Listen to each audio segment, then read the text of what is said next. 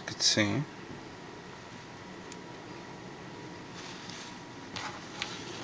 So that will go like that. This one like that. Like that.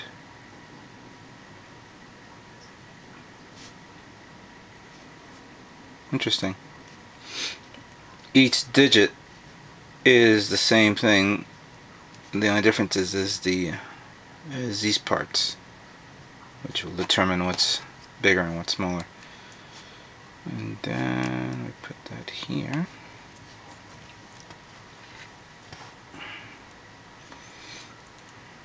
There we go.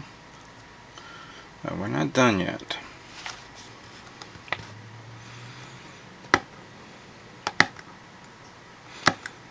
Someone sent me a comment that I should get a saw blade that is used for cutting photo etch parts. I'm gonna look into that. Well, I'll just go to a nearby hobby store, see if they have it.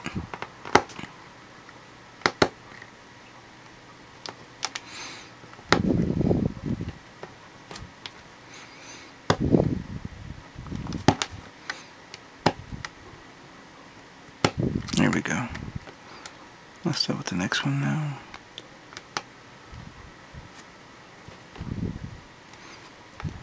Oh, Jesus. Alright, let's try that again.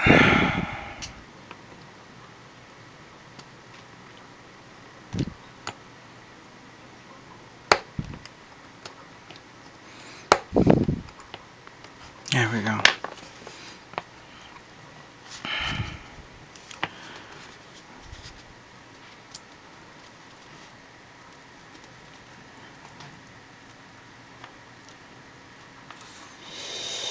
Yo.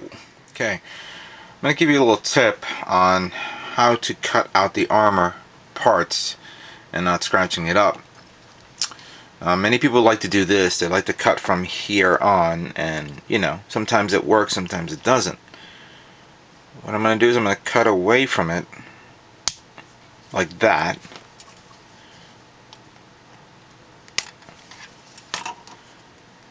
Just give it a good inch or so, so then I know that when I cut it off, I don't have nothing to obstruct my view.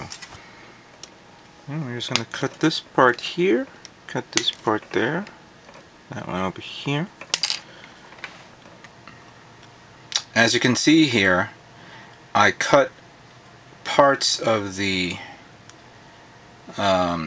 tray onto the part that obviously I'm going to cut off. Better example on how I'm going to remove this.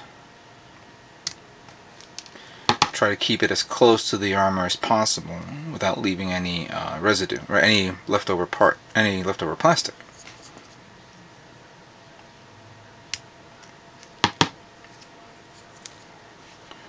There we go.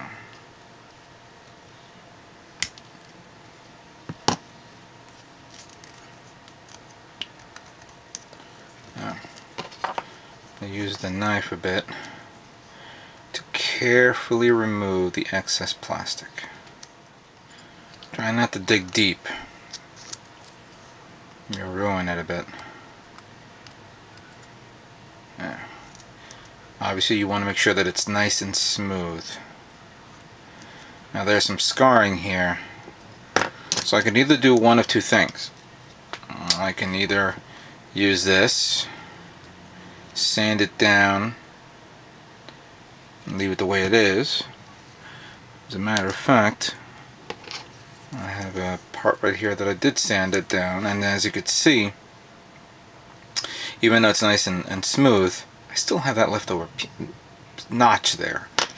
So how am I gonna, you know, I'm not gonna leave it the way it is because it feels like, you know, screwed up. So I'm gonna try something different this time. Now, using my paint tray, a nice little thin brush, and obviously Zaku markers, I'm going to pull out this color. right? Open up the other one.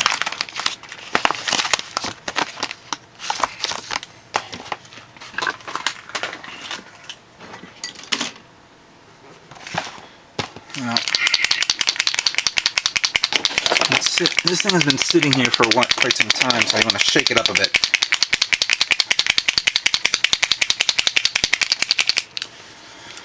Alright, now that we shaked it up, I'm going to pour some here.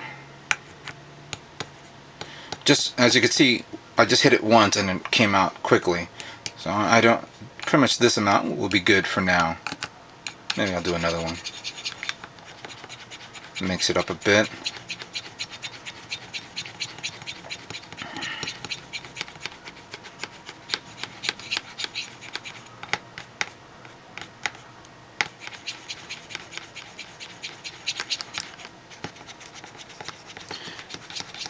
You'll see some streaks on the paint. That's the one thing you do not want to see, so you want to give it a good mixing. There we go. Just also try to eliminate all those air bubbles. The one thing you don't want is some bubbles in there. Alright, we'll deal with that for now. Now, before you use your brush, give it a nice clean using some thinner. I'm using Tamiya's X20A thinner.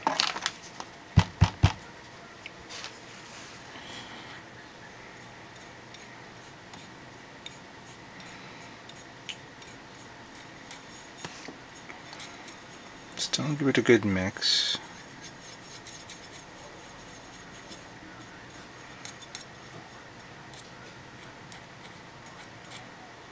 Now, this brush may be way too big for this. And to make sure you're okay with this, I'm going to use the tray as a guide.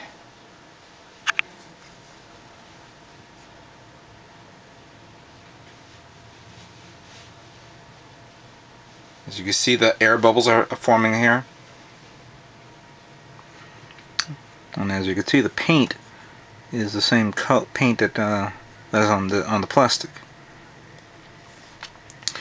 So try to practice on this first before you go on the next kit. When you do it on the kit. So like something like this, as I go like this a bit. The one thing you do not want is a glob of paint. You want it to go in smooth. So try to do this to get rid of some of the excess paint, so you know that you're going to do a nice swash. Alright, so it's make or break time. I'm going to do it here first. And I'll take some still photographs so you can see. As a matter.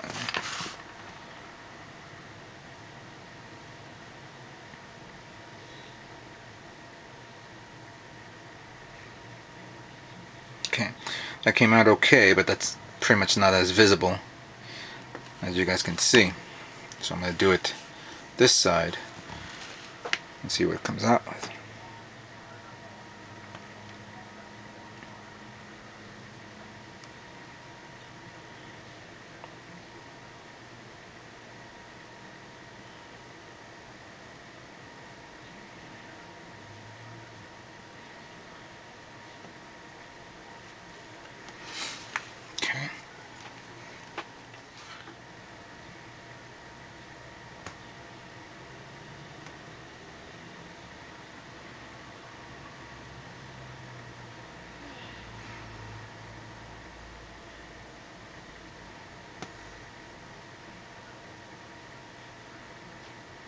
There we go.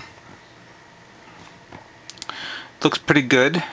If you wanted to give it another swipe, that's cool. Right now it's still wet and it's a bit off color, so when it dries, you'll see for yourself.